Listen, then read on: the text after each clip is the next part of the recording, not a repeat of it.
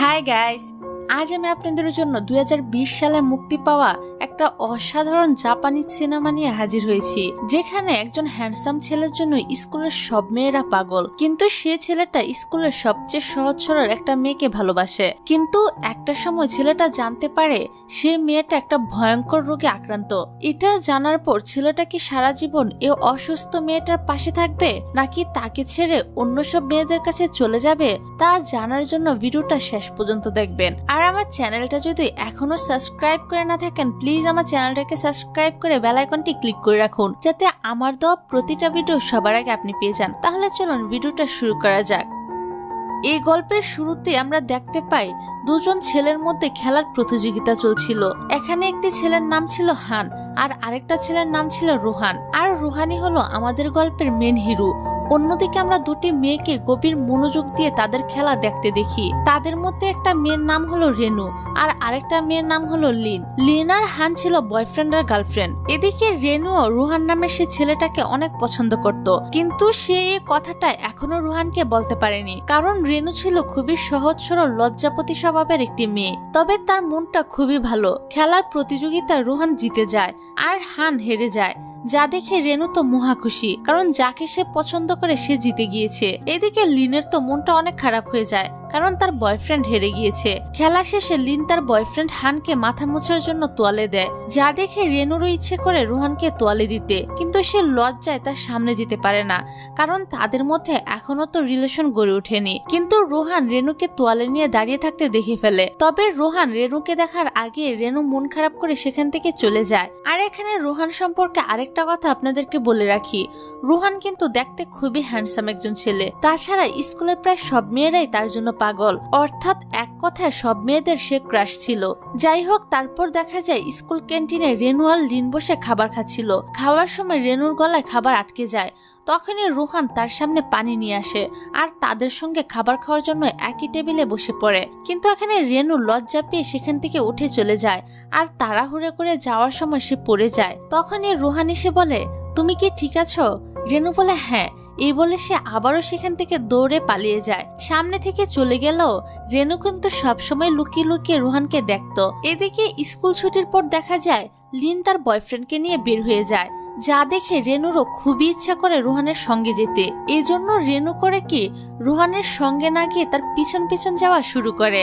যখনই রোহান এটা বুঝতে পেরে পিছনে তাকায়, তখনই রেনু তো ভয় পেয়ে চমকে ওঠে।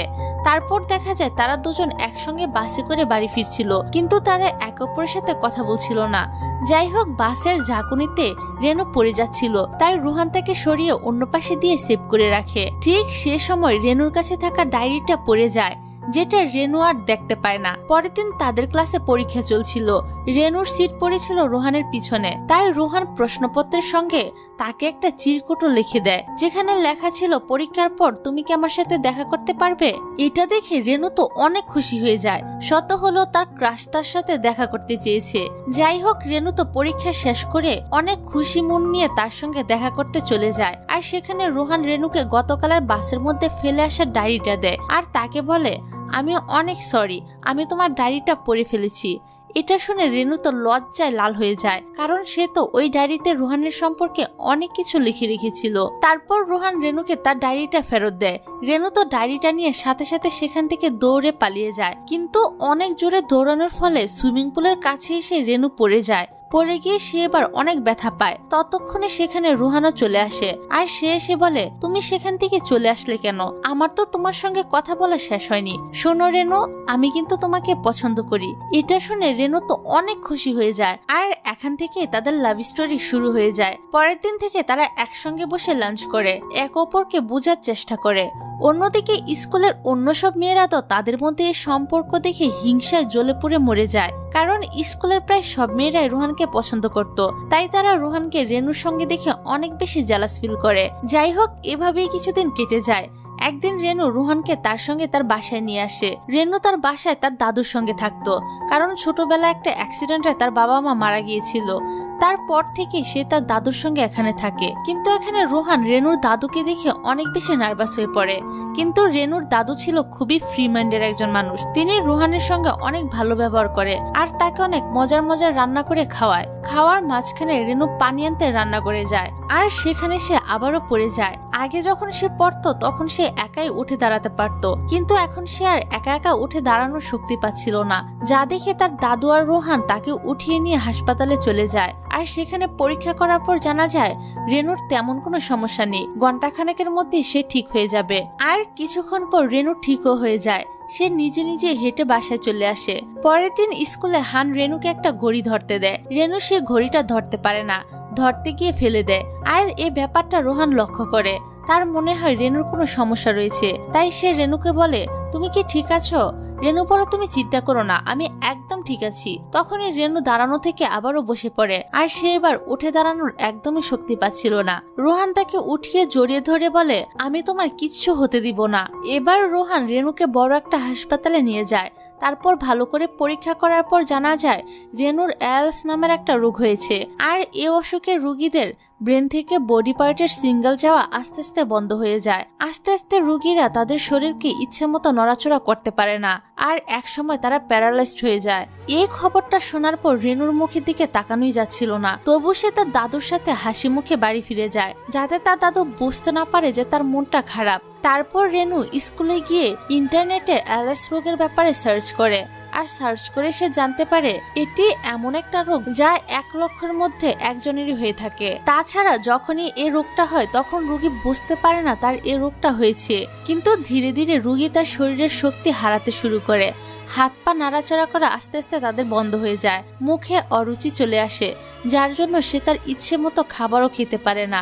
আর একসময় রোগী কোনো কথাও বলতে পারে না, অর্থাৎ সে পুরোপুরি বোবা হয়ে যায়। আর এই অসুখের সবচেয়ে দুঃখজনক ব্যাপার হচ্ছে এখনো এই অসুখের কোনো চিকিৎসাই আবিষ্কার হয়নি। আর শেষ পর্যন্ত এই অসুখের করুণ পরিণতি হচ্ছে প্যারালাইজড আর বোবা হয়ে যাওয়া। এগুলো জেনে রেনু তো ভিতরে ভিতরে খুবই কষ্ট পাচ্ছিল।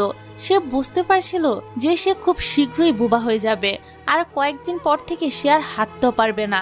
এসব জেনে রেনু তো অনেক বেশি ভেঙে পড়ে, কারণ তার তো এখনো অনেক স্বপ্ন বাকি ছিল যেগুলো সে পূরণ করতে চায়। তাই সে বাসে করে যাওয়ার সময় তার স্বপ্নগুলো একটি ডায়েরিতে লিখে রাখে, যার 1 নম্বরে ছিল সে হাই স্কুল পাশ করতে চায়, রুহানের সাথে বরফ পড়া পাহাড়ি এলাকায় ঘুরতে যেতে চায়, সে তার দাদুর জন্য একটা সুন্দর একটা গিফট কিনতে চায়, তার বন্ধুদের সঙ্গে ঘুরতে গিয়ে ছবি তুলতে চায়, সে তার সব পছন্দের খাবারগুলো খেতে চায় যেগুলো সে অরুচি হওয়ার পর আর খেতে পারবে না। সে রোহানকে সঙ্গে নিয়ে তার জন্মদিন সেলিব্রেট করতে চায়, স্কুলের দৌড় প্রতিযোগিতায় অংশগ্রহণ করতে চায়, আর সবচেয়ে বেশি যেটা চায় সেটা হলো সে রোহানকে বিয়ে করতে চায়। তার প্রিয় মানুষটি যেন সারা জীবন তার পাশে থাকে, তার খেয়াল রাখে, সে সবসময় এটাই চায়। যাই হোক, বাস থামার পর রেনু লক্ষ্য করে সে অনেক চেষ্টা করে উঠতে পারছিল না, আর সবাই বাস থেকে নেমে যাওয়ার পরও রেনু তখনও উঠতে পারে না।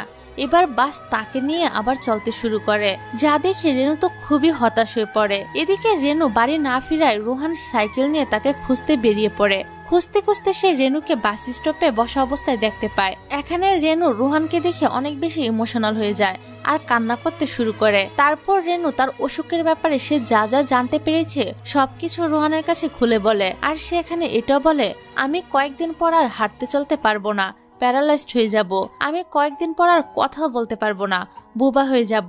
আমি তোমাকে কখনোই এসব বলতে চাইনি, তোমাকে কষ্ট দিতে চাইনি, কিন্তু এটাই সত্যি। আর এখন তুমি যদি এসব জেনে আমাকে ছেড়ে চলে যাও তাহলে আমার খুবই কষ্ট হবে, তুমি আমাকে ভুলে যাবে না তো?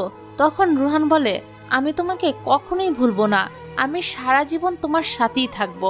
আমি সেই মানুষটিকে খুঁজে পেয়েছি যার সাথে আমি সারা জীবন কাটাতে চাই। এখানে রোহান রেনুকে কথা দেয় সে কোনোদিনও তাকে ছেড়ে যাবে না, সারা জীবন শক্ত করে তার হাতটি ধরে রাখবে, সব সময় তার পাশে থাকবে। তারপর থেকে রোহান তার বেশিরভাগ সময় রেনুর সাথেই কাটাতো, সব সময় তার মন ভালো রাখার চেষ্টা করত। তবে একদিন রোহান রেনুর লেখা একটা ডায়েরি দেখে ফেলে, যেখানে রেনু তার সব স্বপ্নগুলো লিখে রেখেছিল, যা দেখে রোহান রেনুকে কথা দেয় যে সে তার সব স্বপ্নগুলো পূরণ করবে।